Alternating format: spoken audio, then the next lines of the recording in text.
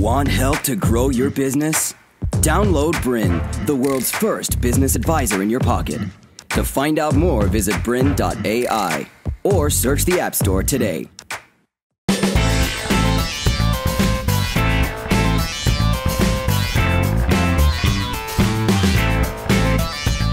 Hello and welcome to Outsource for Success. My name is Kristy Smith, and today we're going to be talking about the top 5 ways to hire right for your outsourced staff.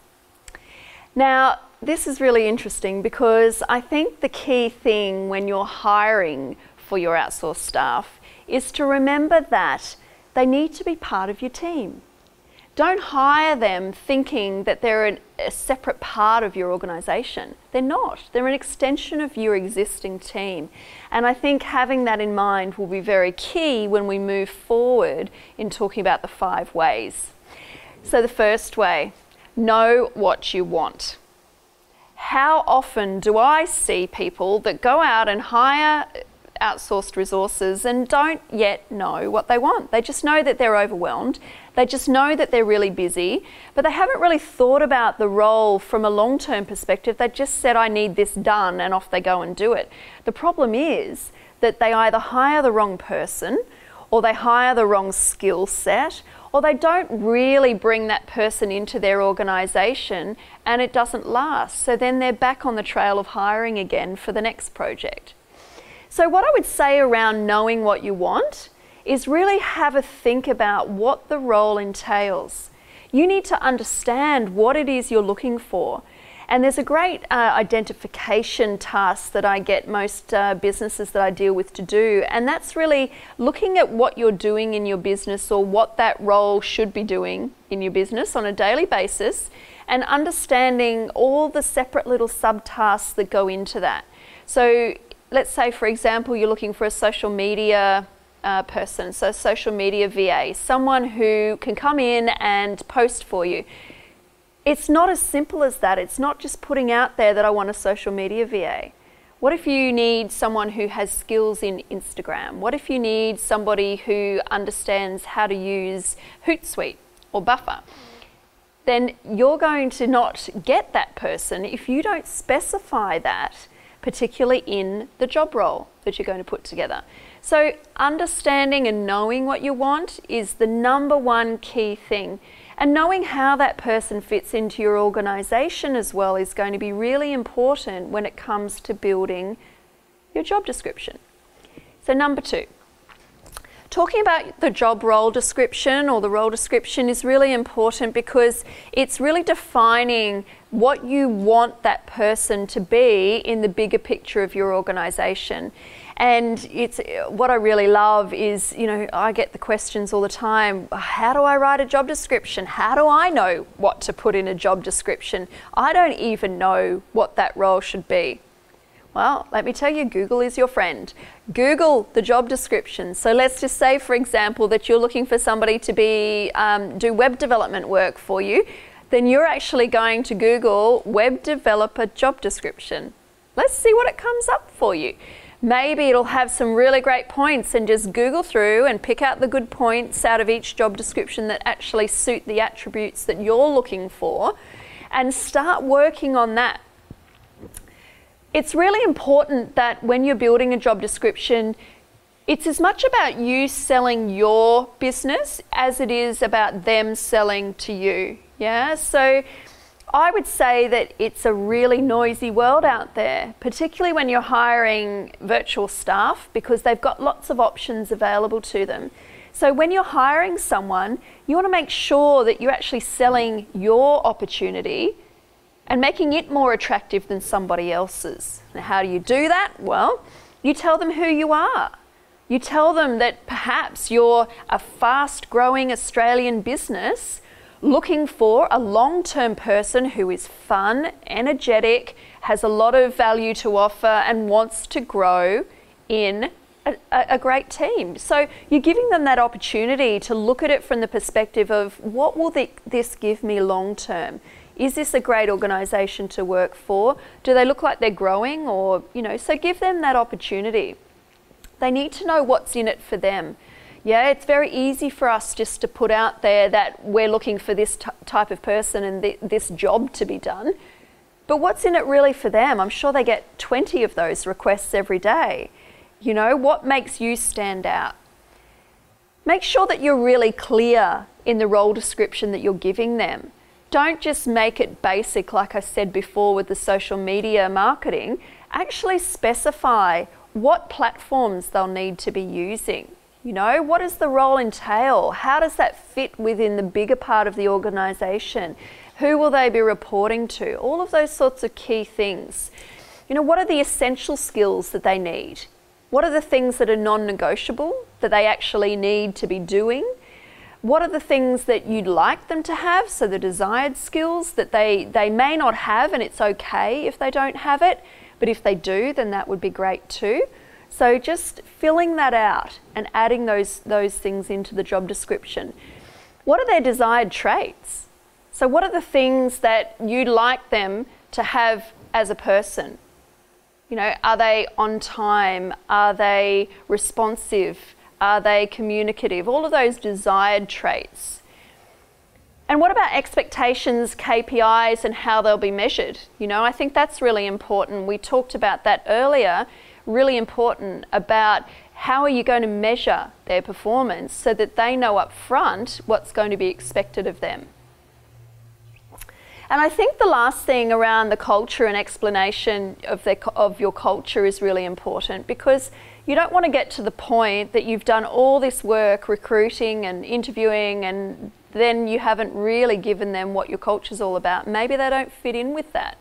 Maybe, you know, your culture is that, you know, you're really loose and you swear, and the team, it's okay for the team to swear, and then you're hiring in somebody who's quite, you know, church going and religious, and they don't believe in swearing, then that's probably not going to be a good cultural fit for them.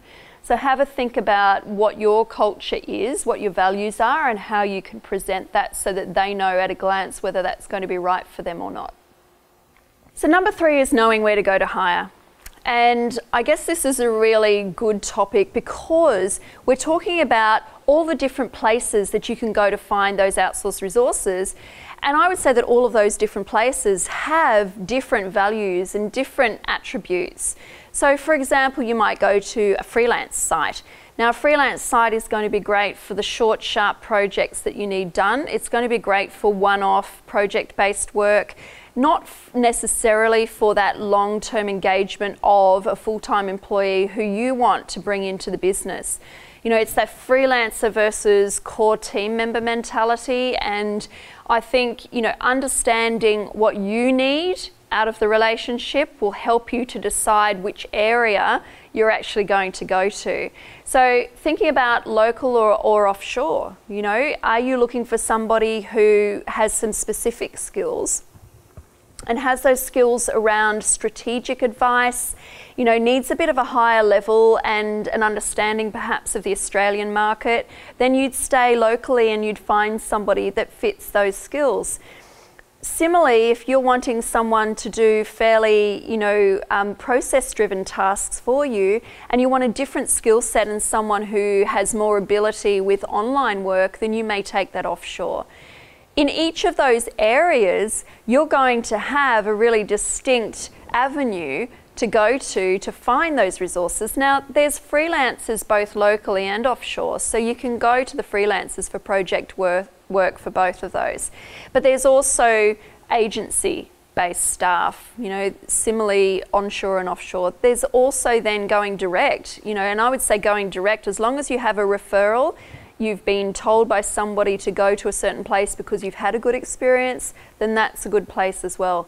But each place that you go to, just be really sure about what you're looking for and about your expectations around what that role entails. Because once you get there, you're going to get a different experience. You know, it's I remember when I first started my business and I was looking specifically for somebody to do some project-driven work.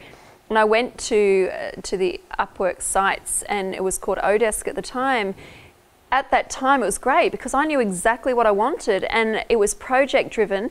I was really lucky though, because I managed to find somebody who wanted lots of projects, and so that person became a core team member for me. But that wasn't because I'd gone there in the first place looking for that. It was actually because at the time I'd shared with them my values, my dreams. I shared with them what I was hoping to achieve in the next 12 months. And because of that, they then opened up and said that they were looking for somebody to work for on a more regular basis rather than doing the freelance work. So it just shows the more you know about what you want, the more that you're going to get back in return. So number 4 is your interviewing and screening. And you know, this is probably one of the key areas where you're going to really find the right people, and you're going to have a real insight into who that person is. You know, I think you can look at a CV or a resume and you can get a sense of what somebody's like, but it's really easy to beef up your CV or your resume to make yourself look really good. And until you actually are in the role and you're doing the task when you really have to perform, it's really hard until that point to work that out as a business owner hiring and recruiting. So my suggestions around interviewing and screening are face-to-face or video interview. All the time, you know, I always make sure that we have an opportunity to meet face-to-face and talk as though we're sitting next to each other, particularly with your virtual staff. And I think you get a sense of who that person is, you get a sense of their environment that they're working in, and you get a real sense of whether that person is going to open up to you and actually, you know, tell you what you need. Test their knowledge of what they know about your business. Now, this is one of the key things that I've learned over the years, is that a key person in your business, when you know that someone really wants to work with you, they've done their research. They've actually looked at your website. They've looked at your social media. They've looked at all of the things that are going to give them a sense around who you are and what you stand for. Test them on that. You know, even as much as asking them straight up front, so, what do you know about us? What do you know about the business? You know, ask them the question. And the minute someone says to you, oh, I haven't had a chance to have a look at the website, you know that they're not really interested in you as a business. They're interested in the opportunity of the money. Yeah? So that's the number 1 thing that I really test them on. Test their attention to detail. Now, here's a really fun thing for you to do. If you're recruiting and you're sending out a job ad, for example, particularly on freelance websites, I find this is really a fun thing to do. To continue enjoying this presentation, download BRiN, the world's first business advisor in your pocket. To find out more, visit BRiN.ai or search the App Store today.